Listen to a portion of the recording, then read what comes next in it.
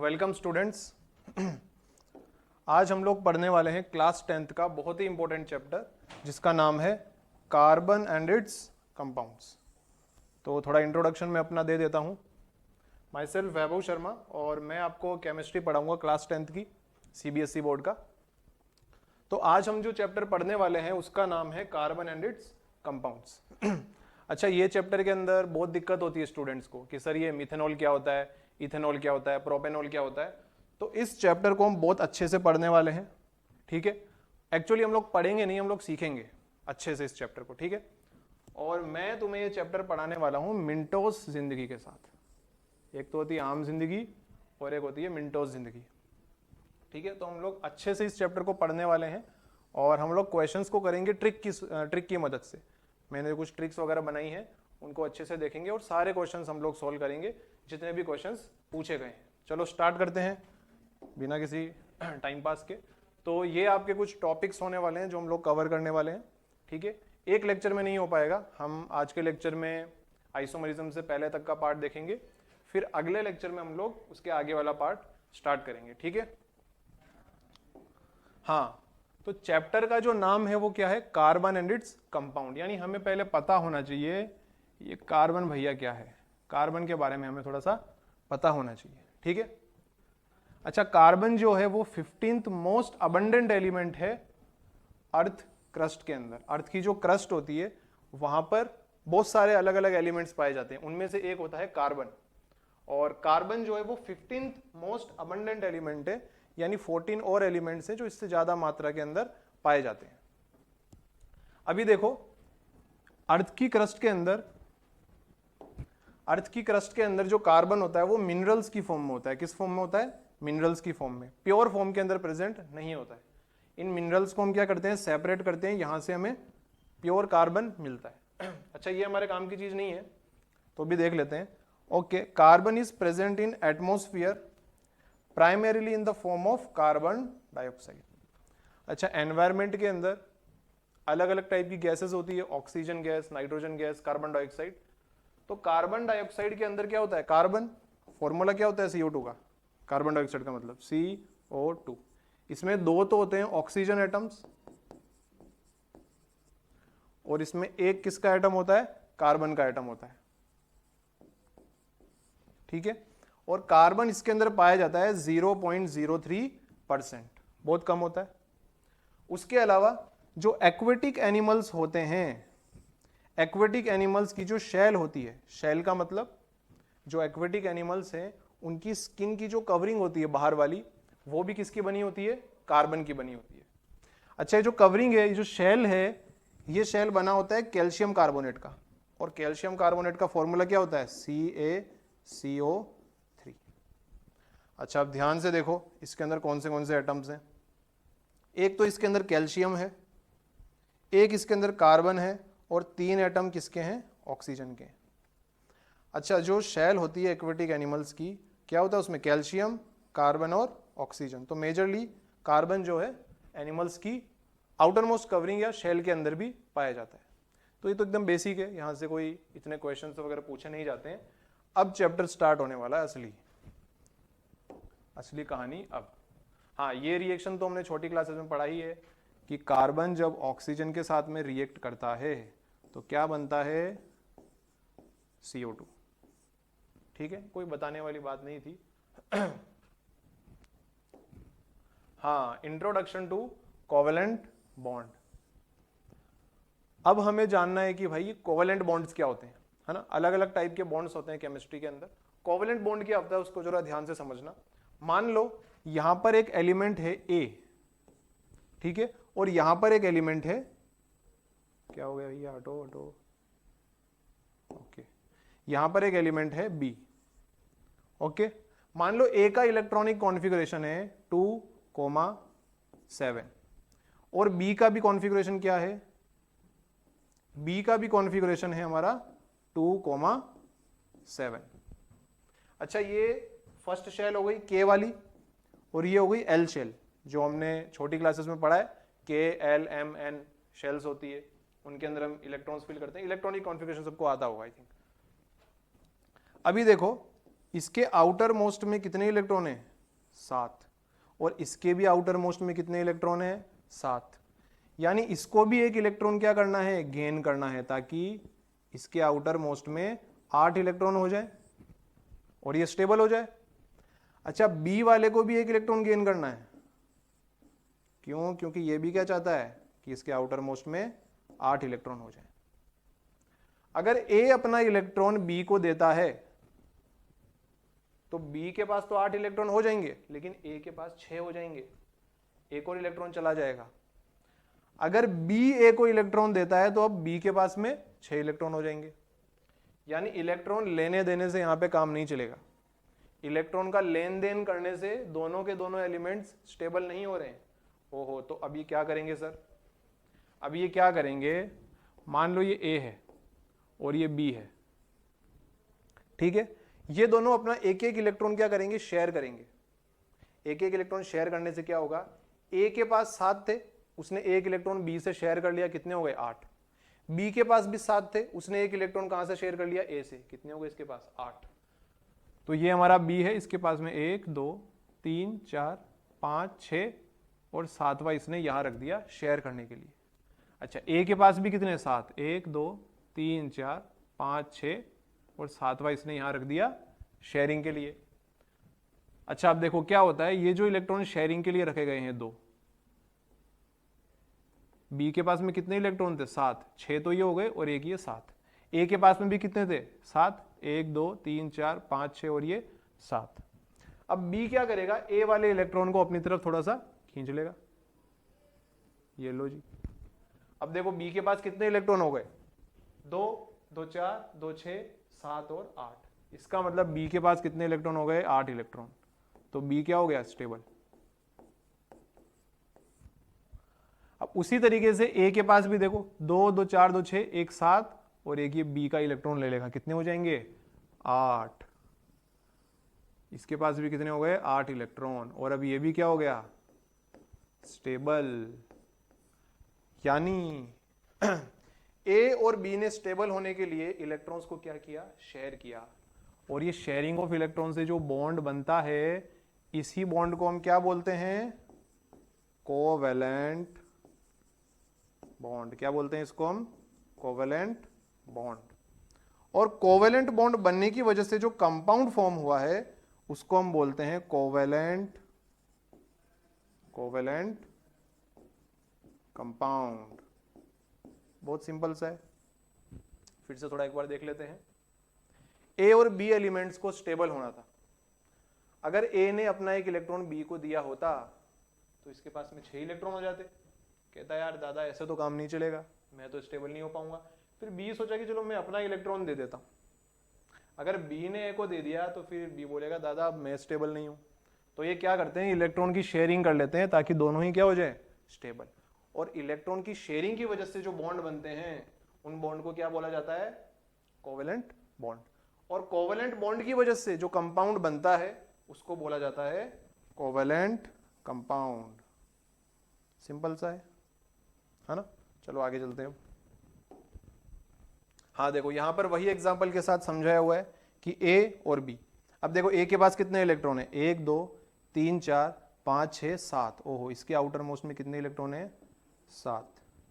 अच्छा बी के पास कितने हैं 1 2 3 4 5 6 7। बी के पास भी कितने हैं 7। जो मैंने सेम एग्जांपल दिया था वही है। अब ये क्या करेंगे ये जो इलेक्ट्रॉन्स हैं इन दोनों की क्या होगी शेयरिंग होगी। ये देखो शेयरिंग हो गई और ये जो बॉन्ड बना है इसी को हमने क्या बोला है कोवैलेंट बॉन्ड। और ये जो मॉलिक्यूल का फॉर्मेशन हुआ है ये कौन सा मॉलिक्यूल है ये है कोवैलेंट मॉलिक्यूल या कोवैलेंट कंपाउंड। चलो डेफिनेशन देखने की जरूरत नहीं है बट फिर भी देख लेते हैं। A chemical bond formed by sharing of electrons between non-metals। अच्छा इस पे थोड़ा जोर देना। हमेशा जब भी कोवैलेंट बॉन्ड बनेगा तो ये कभी मेटल्स के अंदर नहीं बन सकता। ये हमेशा नॉन मेटल्स के बीच में ही बनेगा। ऐसा क्यों? क्योंकि हम जानते हैं मेटल की क्या टेंडेंसी होती है इलेक्ट्रॉन लूज करने की। मेटल की टेंडेंसी क्या होती है? इलेक्ट्रॉन लूज करने की। अगर इलेक्ट्रॉन को लूज कर दिया तो कौन सा चार्ज आ जाएगा? पॉजिटिव। और हमें तो कंपाउंड बनाना है कोवेलेंट, है ना? और कोवेलेंट कंपाउंड कैसे बनेगा? जब इलेक्ट्रॉन की शेयरिंग होगी। तो मेटल्स कभी भी इलेक्ट्रॉन को शेयर नहीं कर सकते, इसीलिए मेटल्स कभी भी कोवेलेंट बॉन्ड नहीं बना सकते। तो यहां से एक क्वेश्चन आ सकता है। क्वेश्चन क्या आ सकता है? क्वेश्चन भी लिख लेना साथ में। Why metals do not forms covalent bond. Metals covalent bond क्यों नहीं बनाते? क्यों? क्योंकि मेटल्स की टेंडेंसी क्या होती है? इलेक्ट्रॉन लूज करने की। और कोवेलेंट बॉन्ड कब बनता है? जब इलेक्ट्रॉन की शेयरिंग होती है। क्या होती है? शेयरिंग होती है। और मेटल्स कभी भी इलेक्ट्रॉन की शेयरिंग नहीं कर सकता। इसका मतलब मेटल कभी भी कोवेलेंट बॉन्ड नहीं बना सकता। ठीक है, चलो ये क्लियर हो गया होगा। आगे चलते हैं। हाँ, ये तो बहुत ही ज्यादा जरूरी है, important, very very important, VIP, very important. यहां से एक क्वेश्चन आएगा ही आएगा। तुम्हें कुछ कोवेलेंट कंपाउंड दिए गए हैं, इनका फॉर्मेशन बताना है कि किस तरीके से बने होंगे। अगर ये चीज हम लोगों ने समझ ली तो आगे जाकर के जितने भी मॉलिक्यूल्स हैं उन सबका इलेक्ट्रॉन डॉट स्ट्रक्चर्स हम इजीली बना सकते हैं। हाँ, इलेक्ट्रॉन डॉट स्ट्रक्चर क्या होता है सर? आगे देखेंगे, पहले ये देख लेते हैं। पहला मॉलिक्यूल है, अरे भैया, ओके, पहला मॉलिक्यूल है हमारे पास Cl2। अभी हमें देखना है कि Cl2 बना कैसे है। ठीक है, ओके, तो ये रहा हमारा क्लोरीन और ये दूसरा क्लोरीन। अच्छा, इसका कॉन्फ़िगरेशन क्या होता है? 2, 8, 7। क्योंकि क्लोरीन का एटॉमिक नंबर कितना होता है? 17। 8, 2, 10 और 7, 17। ये तो 9th क्लास का है कॉन्फ़िगरेशन। अच्छा, इसका भी कॉन्फ़िगरेशन क्या होगा? 2, 8, 7। इसका मतलब इसके आउटर मोस्ट में 7 इलेक्ट्रॉन्स हैं और इसके भी आउटर मोस्ट में 7 इलेक्ट्रॉन्स हैं। इसको 1 इलेक्ट्रॉन की नीड है ताकि इसकी वैलेंस शेल में 8 इलेक्ट्रॉन हो जाए और ये स्टेबल हो जाए। अच्छा, इसको भी 1 इलेक्ट्रॉन की नीड है स्टेबल होने के लिए, है ना, ताकि इसके आउटर मोस्ट में 8 इलेक्ट्रॉन्स हो जाए। तो ये दोनों क्या करेंगे? म्यूचुअल अंडरस्टैंडिंग के साथ क्लोरीन, ये वाला जो क्लोरीन है इसको तुम A बोल दो और इसको B बोल दो। ठीक है, अभी ये A वाला क्लोरीन अपने इलेक्ट्रॉन को रखेगा और B वाला क्लोरीन भी यहां पर इलेक्ट्रॉन को रखेगा और इन इलेक्ट्रॉन्स को दोनों क्या कर लेंगे? शेयर, ताकि दोनों के पास 8 इलेक्ट्रॉन हो जाए वैलेंस शेल में। देखो कैसे, इधर देख लेते हैं। ये रहा हमारे पास एक क्लोरीन और ये रहा दूसरा क्लोरीन। ठीक है, अभी क्लोरीन के पास में 7 इलेक्ट्रॉन्स होते हैं।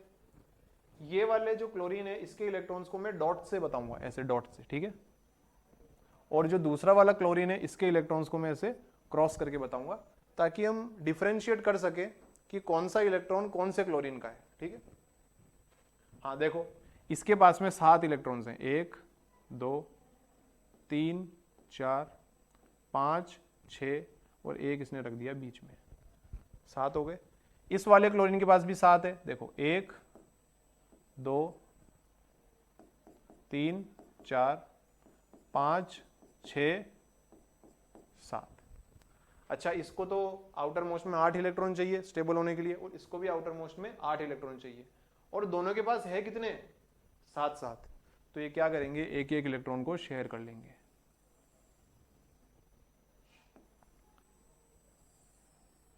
ओहो, ये क्या बन गया? Electron dot structure.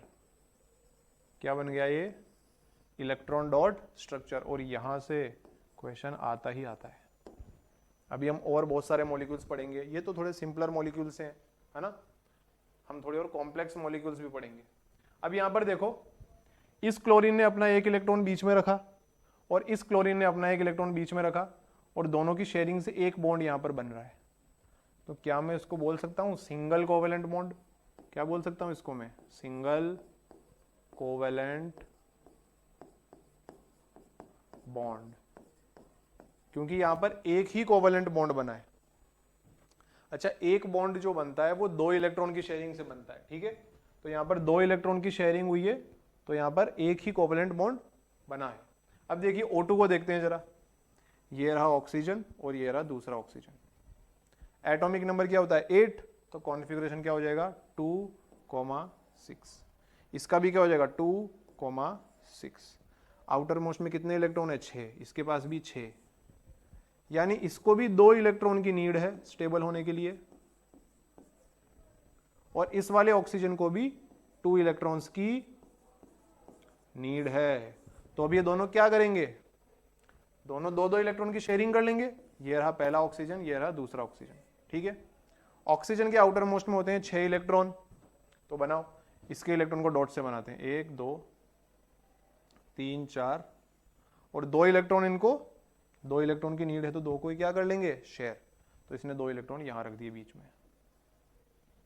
अभी ये वाला ऑक्सीजन देखो, इसके पास भी 6 इलेक्ट्रॉन होंगे, ये 1 2 3 4 5 और 6। अच्छा, ये इलेक्ट्रॉन बीच में रखने से क्या हुआ, देखना मैजिक हुआ है खतरनाक वाला। इसके पास में कितने इलेक्ट्रॉन हो गए, अब 2 2 4 2 6 और ये 2 8। ओहो, ये भी क्या हो गया स्टेबल। अब इस वाले ऑक्सीजन के पास देखो, ये क्रॉस वाले इलेक्ट्रॉन काउंट करो कितने, 1 2 3 4 5 6, और 2 इलेक्ट्रॉन ये डॉट वाले ले लेगा, तो इसका भी क्या हो गया ऑक्टेट कंप्लीट। अच्छा, क्रॉस चेक कर लो एक बार, ये ए वाला ऑक्सीजन है, इसके पास 1 2 3 4 5 6 7 8 इलेक्ट्रॉन हो गए, तो ये भी क्या हो गया स्टेबल। इसके पास देखो 1 2 3 4 5 6 7 8, यानी ये भी क्या हो गया स्टेबल। अब यहां पर देखो, एक बॉन्ड तो इन दोनों इलेक्ट्रॉन के बीच में बन रहा है और दूसरा बॉन्ड इन दोनों इलेक्ट्रॉन्स के बीच में बन रहा है। तो यहां पर जो बॉन्ड बन रहा है वो कैसा बॉन्ड है, डबल बॉन्ड है। कैसा है, डबल बॉन्ड। तो इसको मैं बोलूंगा डबल कोवेलेंट बॉन्ड। क्या बोलूंगा इसको मैं, डबल कोवेलेंट बॉन्ड। चलो अब N2 को देख लेते हैं। ये रहा हमारा नाइट्रोजन और ये रहा दूसरा वाला नाइट्रोजन। अच्छा, नाइट्रोजन का एटॉमिक नंबर क्या होता है 7, तो इसका कॉन्फ़िगरेशन क्या हो जाएगा 2,5। इसका भी क्या हो जाएगा 2,5। ओहो, इसको स्टेबल होने के लिए 3 इलेक्ट्रॉन चाहिए और इसको भी स्टेबल होने के लिए 3 इलेक्ट्रॉन चाहिए। तो अब ये दोनों नाइट्रोजन क्या करेंगे, 3-3 इलेक्ट्रॉन की शेयरिंग कर लेंगे।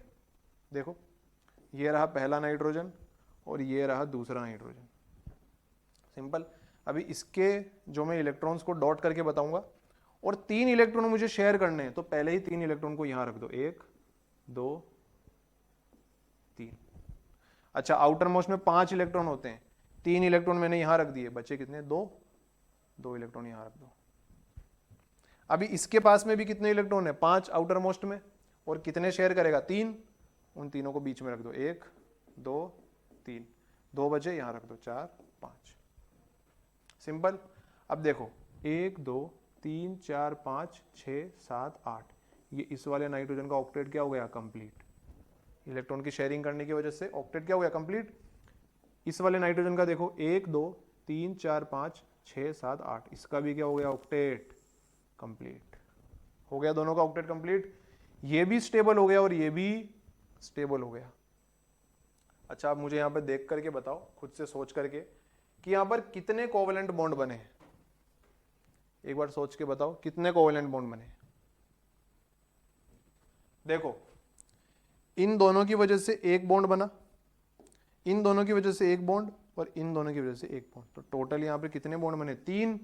तो इसको मैं बोल दूंगा ट्रिपल कोवेलेंट बॉन्ड। क्या बोल दूंगा इसको मैं, ट्रिपल कोवेलेंट बॉन्ड। ओहो, इसका मतलब सर कोवेलेंट बॉन्ड कितने टाइप के होते हैं, 3 टाइप के होते हैं। सिंगल कोवेलेंट बॉन्ड, उसका एग्जांपल क्या है Cl2। फिर है डबल कोवेलेंट बॉन्ड, उसका एग्जांपल क्या है O2। और फिर है ये हमारा ट्रिपल कोवेलेंट बॉन्ड, इसका एग्जांपल क्या है NO2। सिंपल। चलो आगे चलते हैं। अब बिल्कुल बेसिक से पढ़ेंगे हम लोग। हाँ, अभी हमें फॉर्मेशन बताना है अमोनिया का। अभी तक हमने जो मॉलिक्यूल्स पढ़े थे, देखो ये सिंपलर मॉलिक्यूल्स थे, इसके अंदर 2 ही एटम थे, है ना, 2 क्लोरीन है, इसके अंदर 2 ऑक्सीजन है, इसके अंदर 2 नाइट्रोजन है। अब जो हम लोग पढ़ने वाले हैं ये थोड़े से कॉम्प्लेक्स मॉलिक्यूल्स हैं, लेकिन डरने की जरूरत नहीं है, जो तरीका है वो एकदम सिमिलर ही है। अमोनिया क्या होता है? NH3। अमोनिया का फॉर्मूला क्या होता है? NH3। अच्छा, वाटर क्या होता है? वाटर होता है H2O।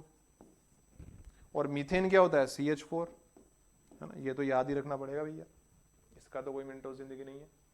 अब देखो, यहां पर एक हमारे पास नाइट्रोजन है, क्या है? नाइट्रोजन है, और 2 क्या है? हाइड्रोजन।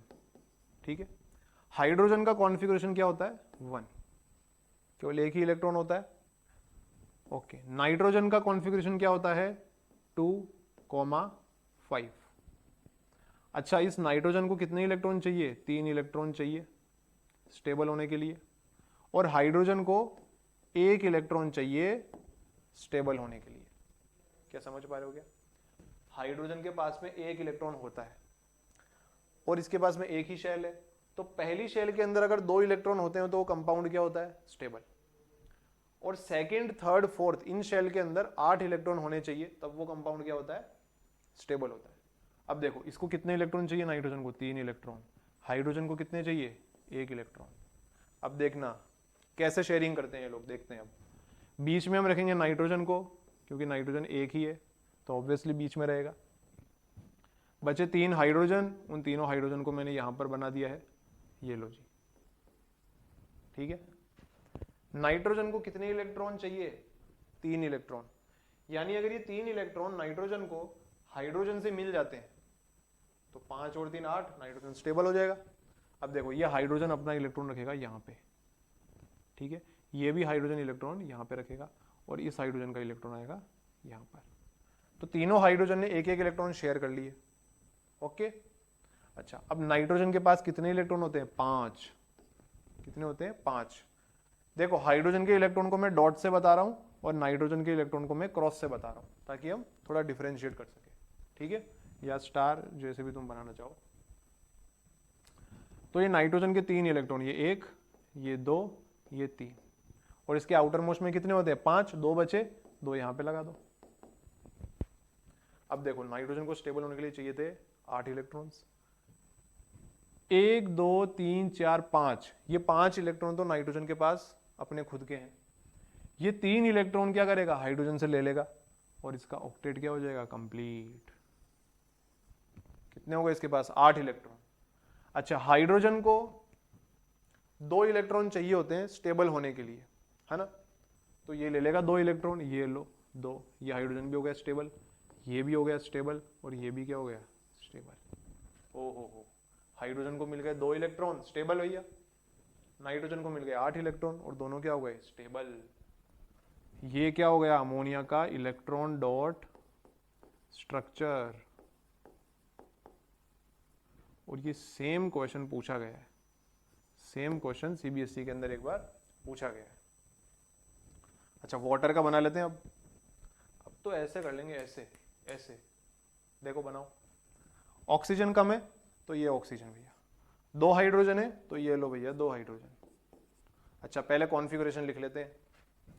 ऑक्सीजन का एटॉमिक नंबर 8 होता है, तो इसका कॉन्फ़िगरेशन क्या हो जाएगा? थोड़ा जल्दी जल्दी करना सीखो। कॉन्फ़िगरेशन क्या हो जाएगा? 2,6। अच्छा, हाइड्रोजन कॉन्फ़िगरेशन 1। ओहो, ऑक्सीजन के पास 6 इलेक्ट्रॉन है, कितने चाहिए? 2 इलेक्ट्रॉन। इसका मतलब ये हाइड्रोजन के 2 इलेक्ट्रॉन्स यहां रख दो शेयरिंग के लिए, ताकि ये ऑक्सीजन को मिल जाए।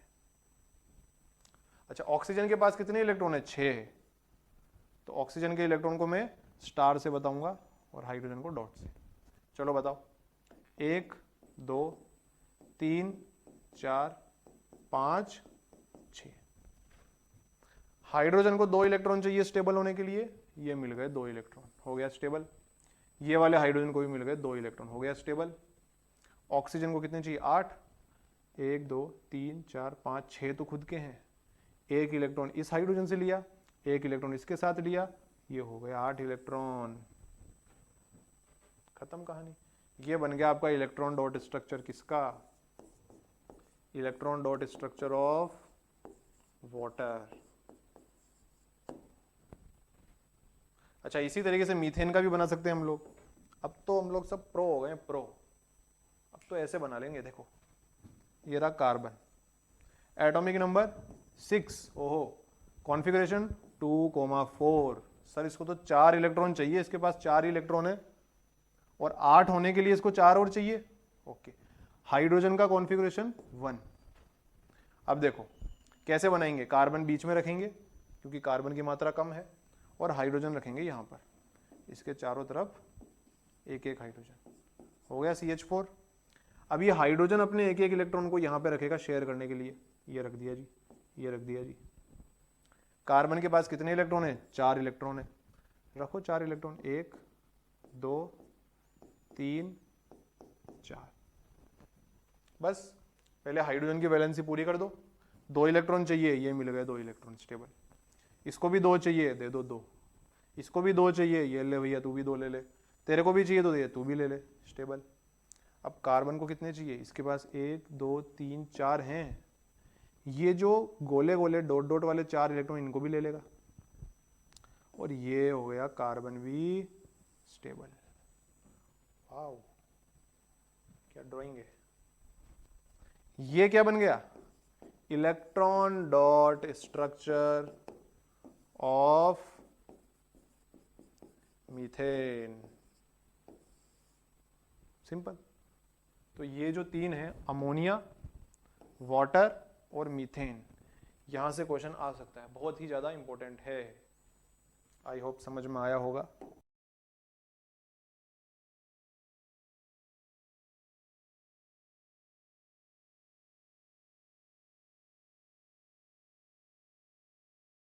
बॉन्ड कितने टाइप के होते हैं? एक होता है भैया सिंगल बॉन्ड, एक होता है डबल बॉन्ड, और एक होता है ट्रिपल बॉन्ड। ये अभी हमने देखा था, देखो पीछे चल के देखो, हमने कोवलेंट बॉन्ड के टाइप्स देखे थे। इधर और पीछे हैं, और पीछे हैं, नहीं थोड़ा आगे और आगे। ये देखो, ये रहा सिंगल कोवलेंट बॉन्ड, ये रहा डबल कोवलेंट बॉन्ड, और ये रहा ट्रिपल कोवलेंट बॉन्ड। तो कोवलेंट बॉन्ड कितने टाइप के होते हैं? 3 टाइप के होते हैं, है ना, सिंगल, डबल और ट्रिपल। चलो अब आ जाओ, ठीक है, ये तो हम लोगों ने पढ़ ही रखा है। इसमें ये आपका H2 मॉलिक्यूल का बना रखा है, ये CO2 का है, और ये N2 का है। N2 का तो हमने पढ़ लिया था, है ना।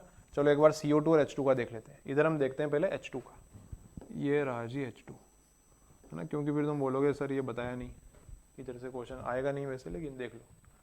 अच्छा, हाइड्रोजन का कॉन्फ़िगरेशन क्या होता है? 1, 2 हाइड्रोजन है ना, इसका भी कॉन्फ़िगरेशन 1। इसको भी 1 इलेक्ट्रॉन की नीड है, और इसको भी 1 इलेक्ट्रॉन की नीड है। दोनों क्या करेंगे? एक एक इलेक्ट्रॉन की शेयरिंग कर लेंगे। बनाओ, ये रहा एक हाइड्रोजन, ये दूसरा, ये इसका इलेक्ट्रॉन, ये इसका इलेक्ट्रॉन, क्या कर लेंगे? शेयरिंग। इसके भी 2 इलेक्ट्रॉन कंप्लीट कर दो, और इसके भी 2 इलेक्ट्रॉन कंप्लीट कर दो। ये क्या बन गया? Electron dot structure of H2 molecule. Simple. अभी CO2 का देखो, CO2 का बहुत इंपॉर्टेंट है। CO2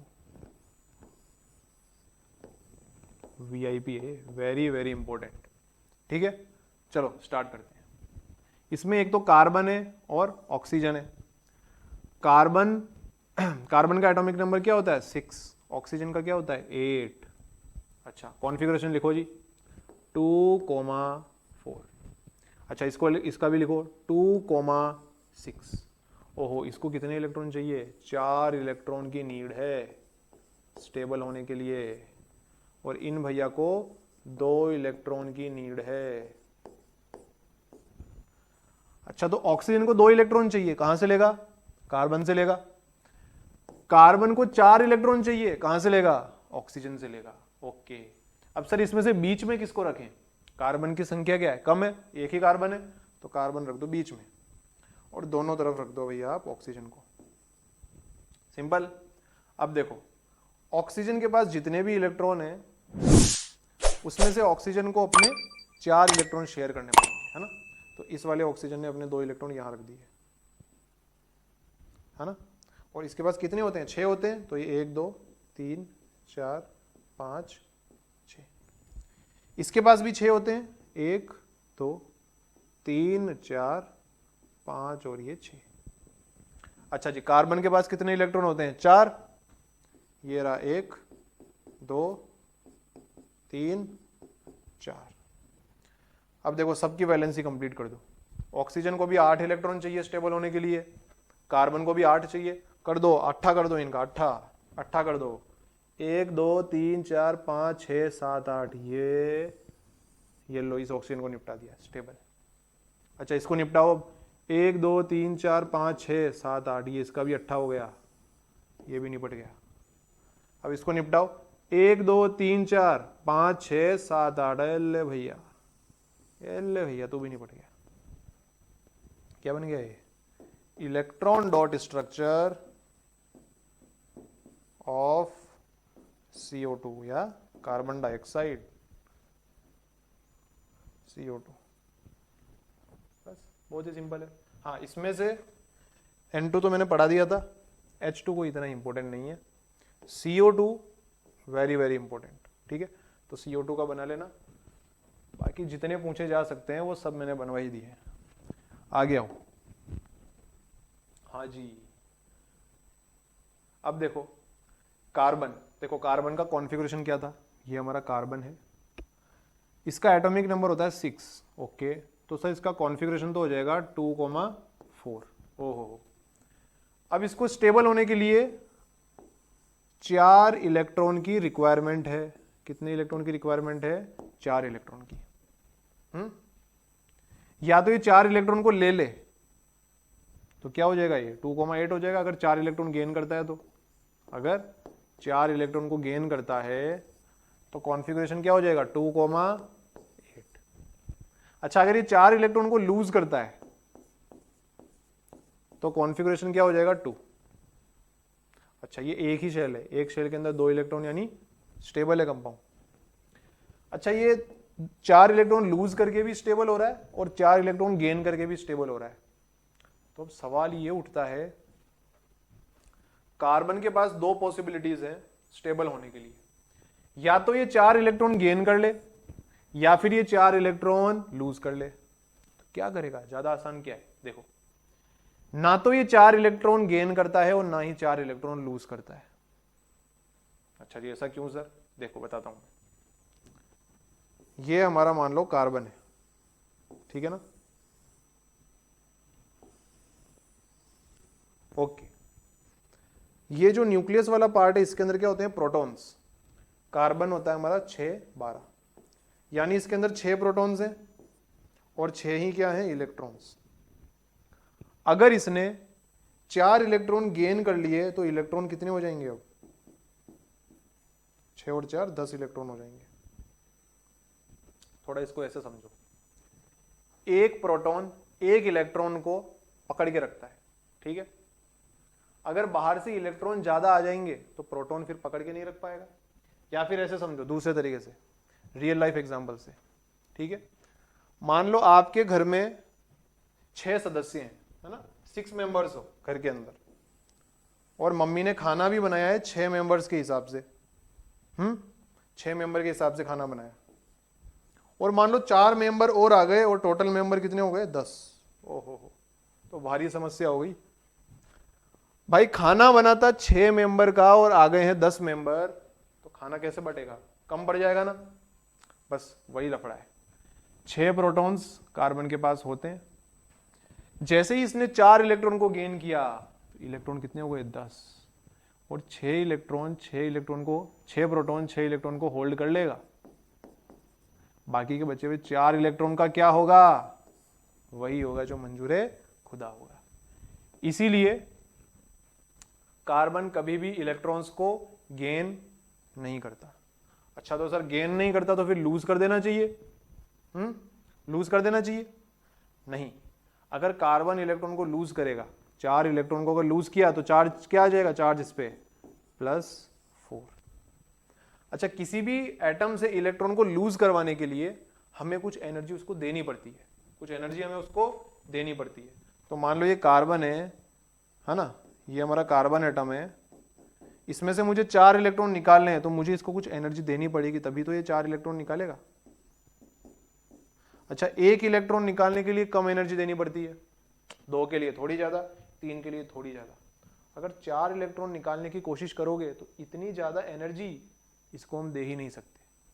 ओहो सर, इसका मतलब नॉट एनर्जेटिकली फिजिबल।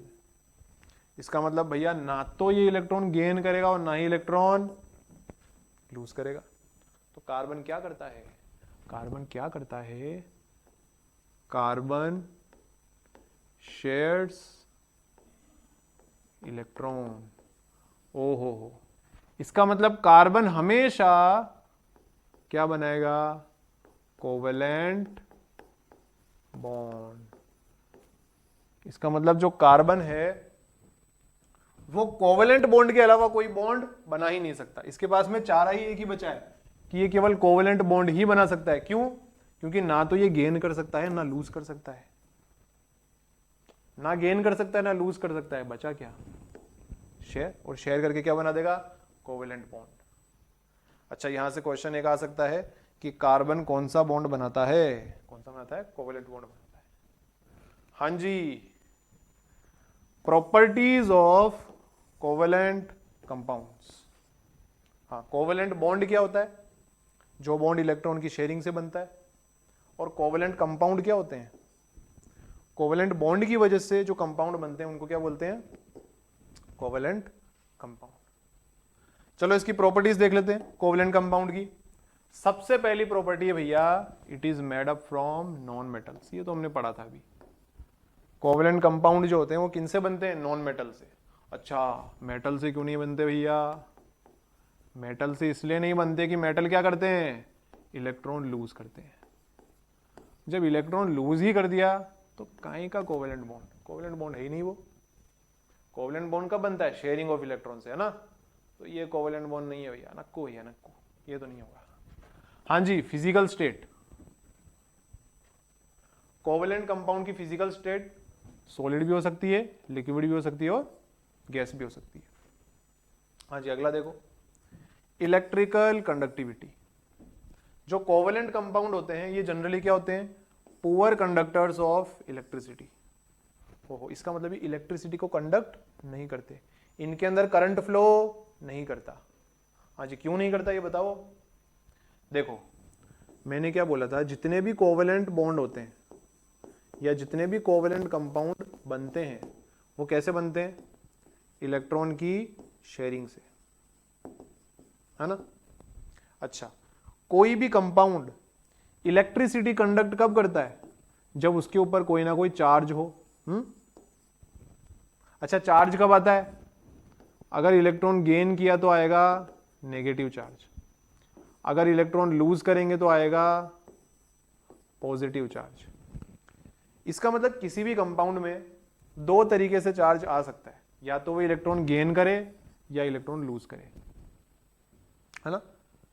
अच्छा, कोवेलेंट कंपाउंड में क्या होता है, इलेक्ट्रॉन की शेयरिंग, यानी ना तो इलेक्ट्रॉन गेन कर सकता है ना लूज। इसका मतलब इन पे पॉजिटिव चार्ज भी नहीं आ सकता, नेगेटिव चार्ज भी नहीं आ सकता। जब इन कंपाउंड में चार्ज ही नहीं आ सकता तो इलेक्ट्रिसिटी कैसे फ्लो करेगी। अगला आता है सॉल्युबिलिटी। तो जितने भी कोवेलेंट कंपाउंड होते हैं वो वाटर के अंदर इनसॉल्युबल होते हैं। इनसॉल्युबल यानी जब भी हम कोवेलेंट कंपाउंड को पानी के अंदर डालेंगे तो पानी के अंदर मिक्स नहीं होते। जैसे सबसे बढ़िया एग्जांपल है ऑयल। मान लो मैंने एक कंटेनर लिया और इस कंटेनर के अंदर भरा हुआ है पानी, और ऊपर से मैं जैसे ही ऑयल डालूंगा, घर पे करके देखना एक्सपेरिमेंट, जैसे ही मैं इसमें ऑयल डालूंगा ऑयल की लेयर ऊपर आ जाएगी। तो ये तुम्हें दिखेगी ऑयल की लेयर और ये तुम्हें दिखेगी पानी की लेयर। इसका मतलब ये जो ऑयल है इस पानी के अंदर कंप्लीटली सॉल्युबल नहीं है, इसलिए यहां पे क्या लिखा है, they are generally insoluble in water. Water के अंदर सॉल्युबल नहीं होते। हाँ, यहां से भी एक क्वेश्चन आ सकता है। क्वेश्चन कैसे आएगा, what are the properties of covalent compounds.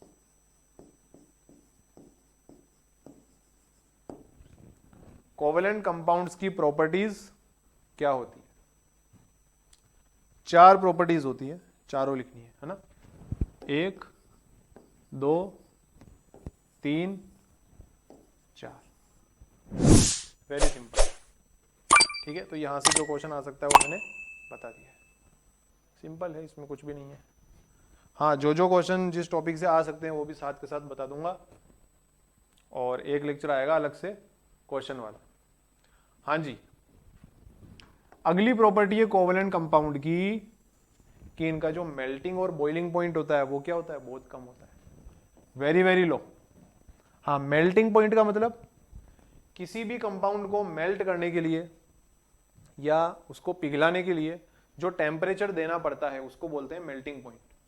और बॉइलिंग पॉइंट क्या होता है? किसी भी कंपाउंड को बॉइल करने के लिए यानी उबालने के लिए जो टेम्परेचर देना पड़ता है उसको क्या बोलते हैं हम लोग? Boiling point. अच्छा, इनका जो मेल्टिंग पॉइंट और बॉइलिंग पॉइंट होता है वो बहुत कम होता है। क्यों? देखो समझते हैं, है ना? मान लो हमारा कोवेलेंट कंपाउंड है H2, ये रहा H2, ठीक है? ये हमारा H2 का एक मॉलिक्यूल हो गया जी, ठीक है ना? और ये दूसरा मॉलिक्यूल हो गया H2 का, ये H2 का दूसरा मॉलिक्यूल हो गया, ठीक है ना? अच्छा, 2 हाइड्रोजन के बीच में कौन सा बॉन्ड बनता है? कोवेलेंट। यानी ये वाला बॉन्ड कैसा है? कोवेलेंट बॉन्ड है ना? सिंगल कोवेलेंट बॉन्ड में देखा था हमने H2, ये भी कैसा बॉन्ड है? कोवेलेंट।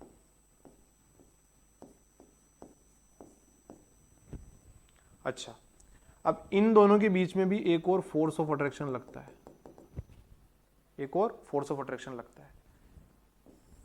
यहां पर भी एक बॉन्ड बनेगा जो कि बहुत ही ज्यादा वीक होता है।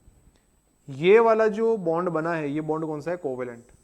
तो यहां पर जो फोर्स ऑफ अट्रैक्शन होते हैं वो क्या होते हैं? बहुत अच्छे होते हैं। बहुत ज्यादा फोर्स ऑफ अट्रैक्शन की वजह से ये वाला कोवेलेंट बॉन्ड बनता है। अच्छा, इधर भी फोर्स ऑफ अट्रैक्शन क्या होगा? ज्यादा। FOA का मतलब फोर्स ऑफ अट्रैक्शन। अब ये देखो, ये जो कोवेलेंट बॉन्ड हमारे पास में बने हैं, ये जो कोवेलेंट बॉन्ड हमारे पास में बने हैं, इन कोवेलेंट बॉन्ड को बोला जाता है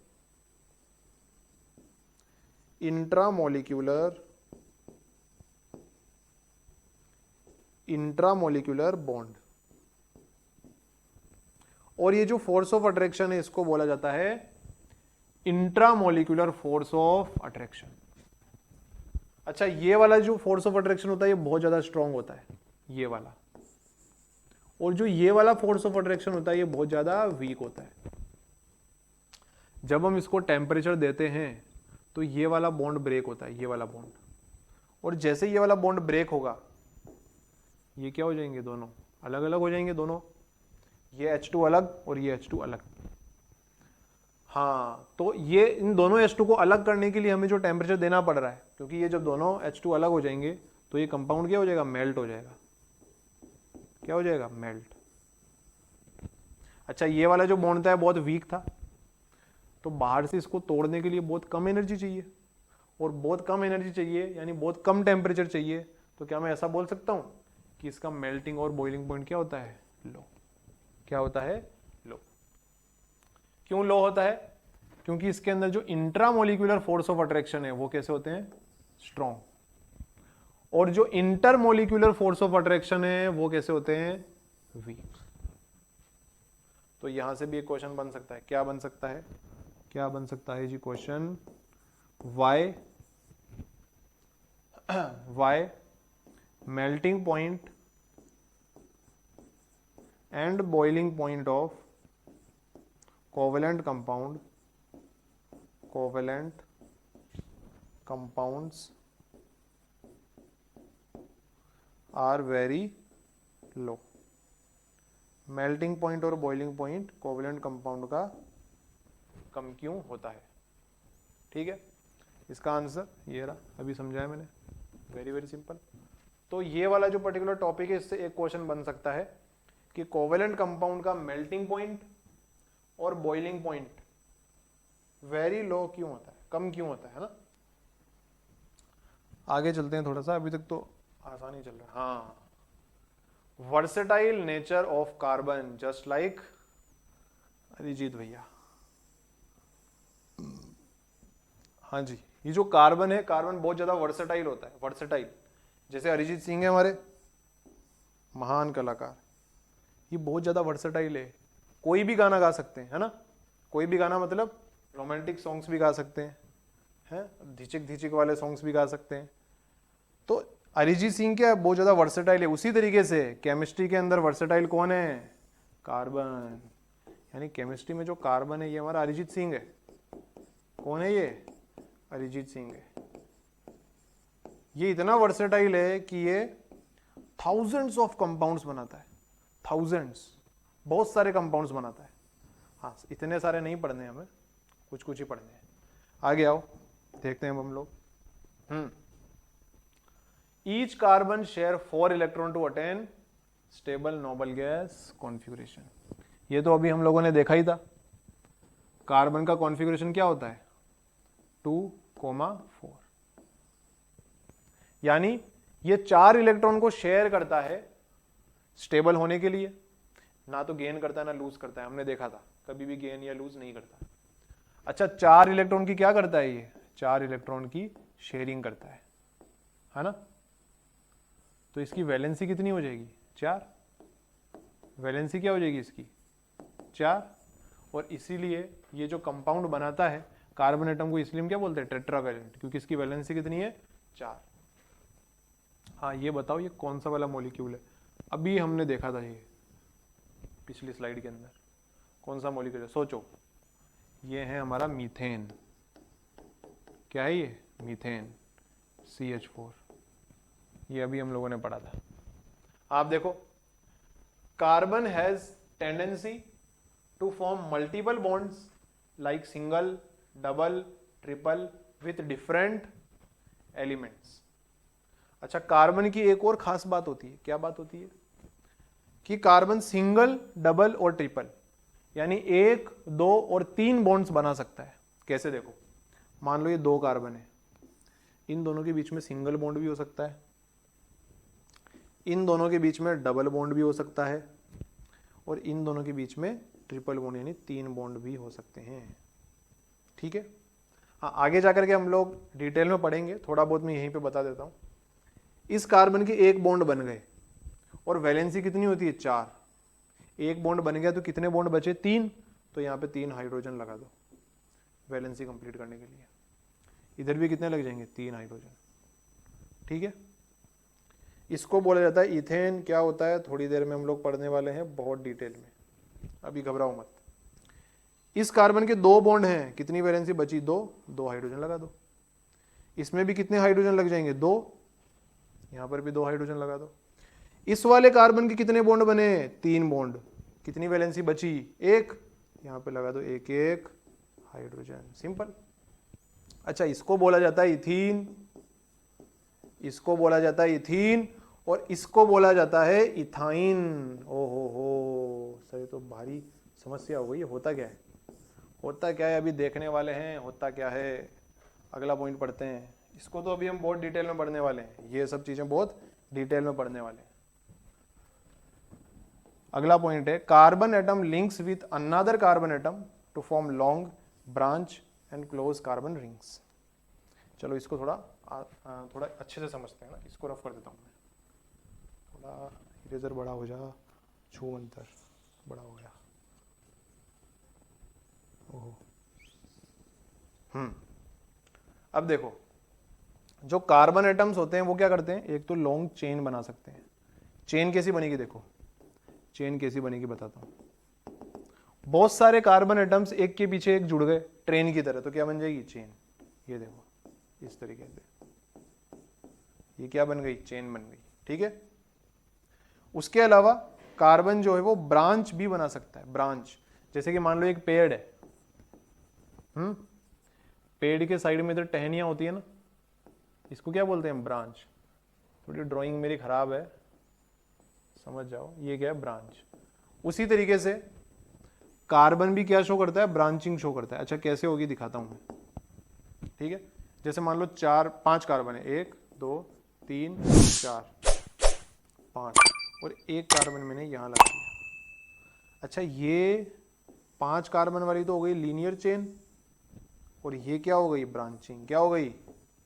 ब्रांचिंग। इसका मतलब कार्बन ब्रांच भी बना सकता है। पहला तो क्या हो गया? कार्बन चेन बना सकता है। दूसरा क्या हो गया? कार्बन ब्रांच बना सकता है। और तीसरा क्या है? कार्बन क्लोज रिंग बना सकता है। क्या बना सकता है? Close ring. अच्छा, क्लोज रिंग क्या होती है? देखो इधर किधर बता देते, इधर ही बता देते हैं। क्लोज रिंग, क्लोज रिंग क्या होता है? देखो, मान लो 4 कार्बन हैं, तो 4 कार्बन क्लोज रिंग कैसे बनाएंगे? 1 2 3 4, और इन सब की क्लोज रिंग बन गई। इनको बंद कर दो, चारों कार्बन को डब्बे में बंद कर दिया। ओपन नहीं है, क्लोज। ठीक है, जैसे ये चौकोर हो गया, क्लोज होता है ना। 5 वाला कैसे होगा? ऐसे होगा, है ना। गोला भी क्या होता है? क्लोज होता है। ये मैथ्स के अंदर पढ़े होंगे क्लोज स्ट्रक्चर्स क्या होते हैं। अरे ये क्या लग गया? मिट जाइए। अब देखो, इस कार्बन के कितने बॉन्ड बने हुए हैं? 1 2। कितने बचे? 2 बचे। ये 2 लगा दिया। 2 हाइड्रोजन लगा दो। इसमें भी 2 हाइड्रोजन लगेंगे, इसमें भी, इसमें भी। अच्छा, अगर मुझे 5 कार्बन की क्लोज रिंग बनानी है तो कैसे बनाऊंगा?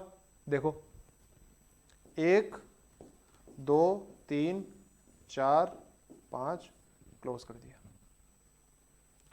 अच्छा, इस कार्बन के 2 बॉन्ड बने हुए, 2 बाकी है, तो 2 हाइड्रोजन लगा दिया, है ना। इस कार्बन के 2 बॉन्ड बन गए, कितने बाकी है? 2। ये लो, इसके भी 2 बाकी हैं, सबकी वैलेंसी पूरी कर दो, और ये आपका क्या बन जाएगा? ये तो बन गई 4 मेंबर की क्लोज रिंग, और ये बन गई 5 मेंबर की क्लोज रिंग। सिंपल। आगे चलते हैं। आगे आता है हमारा एलोट्रॉप्स ऑफ कार्बन। हाँ जी भैया, एलोट्रॉप्स ऑफ कार्बन। कार्बन के एलोट्रॉप्स क्या होते हैं? देखो, कार्बन एनवायरनमेंट के अंदर केवल एक ही फॉर्म के अंदर प्रेजेंट नहीं होता है, बहुत अलग अलग फॉर्म्स के अंदर प्रेजेंट होता है ना। और उसी को हम क्या बोलते हैं? एलोट्रॉप्स। 9वीं क्लास में पढ़ा ही है। एक एलोट्रॉप क्या होता है? Diamond. Diamond biscuit, diamond biscuit जब ही मन हो खा लो, ये तो पढ़ा होगा। डायमंड कहाँ यूज होता है? ज्वेलरी में यूज होता है। अच्छा, अगला है ग्रेफाइट। आहा, सब फेमिलियर है इससे। तो ये जो पेंसिल की आगे वाली निप बनी होती है, ये किसकी बनी होती है? ग्रेफाइट की, जिससे हम लोग लिखते हैं। किसकी बनी होती है? ग्रेफाइट की। और ग्रेफाइट क्या है? कार्बन का एक एलोट्रोप। एक होता है फुलेरीन। फुलेरीन भैया भी हमने 9th क्लास में पढ़ा है। फुलेरीन भैया क्या होते हैं? यहां से अभी कोई भी क्वेश्चन नहीं आएगा। चलो आगे। Introduction to saturated and unsaturated hydrocarbons. Okay, अब यहां से चालू होता है असली चैप्टर। असली खेला यहां से स्टार्ट है। असली खेला यहां से स्टार्ट है। अच्छा, जब हम लोग चिप्स खाते हैं तो चिप्स के पीछे देखना लिखा होता है सैचुरेटेड या अनसैचुरेटेड। हाँ, ये सैचुरेटेड और अनसैचुरेटेड क्या होता है ये तो हम पढ़ने वाले हैं। पहले जरा इस हाइड्रोकार्बन को थोड़ा डिकोड कर लेते हैं, है ना। इस हाइड्रोकार्बन को थोड़ा डिकोड कर लेते हैं कि ये क्या होता है। देखो, हाइड्रो का मतलब क्या होता है? हाइड्रोजन। क्या होता है हाइड्रो का मतलब? हाइड्रोजन। कार्बन का मतलब कार्बन। सिंपल। यानी ऐसे कंपाउंड जिसके अंदर हाइड्रोजन भी हो और कार्बन भी हो, उनको मैं क्या बोल दूंगा? हाइड्रोकार्बन। क्या बोल दूंगा? हाइड्रोकार्बन। अब देखो, सैचुरेटेड क्या होता है और अनसैचुरेटेड क्या होता है, ठीक है ना। पहले हम थोड़ा सैचुरेटेड के बारे में जान लेते हैं। सैचुरेटेड, मान लो 2 कार्बन है, एक कार्बन ये रहा, दूसरा कार्बन ये रहा। अगर इन दोनों कार्बन के बीच में केवल एक बॉन्ड है तो इसको मैं क्या बोल दूंगा? Saturated hydrocarbon. क्या बोल दूंगा? Saturated hydrocarbon. वैलेंसी कंप्लीट करो। इस कार्बन का एक बॉन्ड बन गया, 3 बचा, ये 3 हाइड्रोजन, इसके भी 3 बचे, ये लो। ठीक है, ये होता है हमारा सैचुरेटेड हाइड्रोकार्बन। अनसैचुरेटेड में क्या होता है, 2 कार्बन है, या तो इसके बीच में डबल बॉन्ड होगा या फिर इन दोनों कार्बन के बीच में ट्रिपल बॉन्ड होगा। इसको हम क्या बोल देंगे, अनसैचुरेटेड हाइड्रोकार्बन। हाँ, वैलेंसी कंप्लीट करो, 2 बॉन्ड बन गए, 2 बचे, ये लो। इस कार्बन के 3 बॉन्ड बन गए, 1 बच गया, इसका भी 1 बच गया। अब इनका नाम होता है, इसको हम बोलते हैं इथेन। इसको हम क्या बोलते हैं, इथेन। कहाँ चला गया भैया, हाँ, इसको हम बोलते हैं इथेन, इसको बोलते हैं इथीन, हीन, इसको बोलते हैं इथाइन। ओहो, अभी पढ़ने वाले हैं आगे, अगली स्लाइड में यही पढ़ने वाले हैं, है ना। थोड़ा सा मैंने बता दिया ताकि आगे समझेंगे तो थोड़ी आसानी रहेगी। अब आगे जाके जब हम नोमेनक्लेचर पढ़ने वाले हैं तो उससे पहले हमें प्रीफिक्स क्या होते हैं ये थोड़ा पता होना चाहिए। तो जब भी हम ऑर्गेनिक कंपाउंड्स का नोमेनक्लेचर करते हैं, नोमेनक्लेचर का मतलब नामकरण। जब भी हम किसी ऑर्गेनिक कंपाउंड को एक पर्टिकुलर नाम असाइन करेंगे तो उससे पहले हमें नाम से पहले कुछ शब्द जोड़ने होते हैं, उनको बोला जाता है प्रीफिक्स। अगर 1 कार्बन है तो क्या लगाएंगे, मिथ। 2 कार्बन है तो क्या लगाएंगे, इथ। 3 है तो प्रोप, 4 है तो ब्यूट, 5 है तो पेंट, 6 है तो हेक्स, 7 के लिए हेप्ट, 8 के लिए ऑक्ट, 9 के लिए नॉन, और 10 के लिए यूज करते हैं हम डेक। अच्छा, ये फर्स्ट टाइम अगर याद करोगे थोड़ी दिक्कत आएगी। देखो, ये तुम्हें सितंबर की तरह दिख रहा है, थोड़ा थोड़ा सा सितंबर की तरह, है ना। और ये दिख रहा है हमें अक्टूबर की तरह, ऑक्ट। ये नॉन दिख रहा है हमें नवंबर की तरह, और ये डेक दिख रहा है दिसंबर की तरह। तो यहाँ से यहाँ तक तो हमें याद हो जाएंगे। बस हमें कहाँ तक याद करने हैं, 6 तक। ठीक है, जब हम इसको 2-3 बार बोलेंगे, मिथ, इथ, प्रॉप, ब्यूट, पेंट, हेक्स, तो ये हमें याद हो जाएंगे। अभी देखो, हाइड्रोकार्बन्स जो हमने पिछली स्लाइड में देखा था, कितने टाइप के हाइड्रोकार्बन्स होते हैं, ये देखो 2 टाइप के हाइड्रोकार्बन्स होते हैं, सैचुरेटेड और अनसैचुरेटेड। सैचुरेटेड हाइड्रोकार्बन्स वो होते हैं जहां पर कार्बन में एक ही बॉन्ड होता है। अनसैचुरेटेड क्या होता है, जब 2 कार्बन के बीच में या तो डबल बॉन्ड हो या फिर ट्रिपल बॉन्ड हो। अब देखो यहां पर कुछ एग्जांपल दिए हुए हैं। ये रहे हमारे पास में सैचुरेटेड हाइड्रोकार्बन। यहां पर देखो केवल सिंगल बॉन्ड है, ये भी सिंगल है, ये भी सिंगल है, सारे बॉन्ड एकदम सिंगल है, मेरी तरह सारे बॉन्ड एकदम सिंगल है। तो ये कौन सा हाइड्रोकार्बन है, सैचुरेटेड। कौन सा है ये, सैचुरेटेड। अब देखो यहां पर कार्बन और कार्बन के बीच में कितने बॉन्ड है, 2 बॉन्ड। क्या ये डबल बॉन्ड दिख रहा है, यस सर, यहाँ पे एक डबल बॉन्ड है। इसका मतलब ये कौन सा हाइड्रोकार्बन है, अनसैचुरेटेड। कौन सा है, अनसैचुरेटेड। यहां देखो इन दोनों कार्बन के बीच में कितने बॉन्ड हैं, एक ट्रिपल बॉन्ड है। क्या है, ट्रिपल बॉन्ड, यानी एक से ज्यादा बॉन्ड है। तो ये वाला हाइड्रोकार्बन भी कैसा हो जाएगा, अनसैचुरेटेड हाइड्रोकार्बन। ओके, अभी तक हमने क्या देखा, हाइड्रोकार्बन्स हमारे पास कितने टाइप के हैं,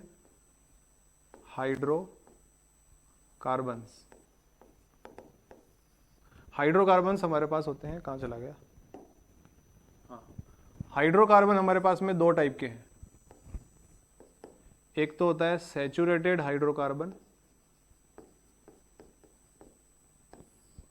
और एक होता है अनसैचुरेटेड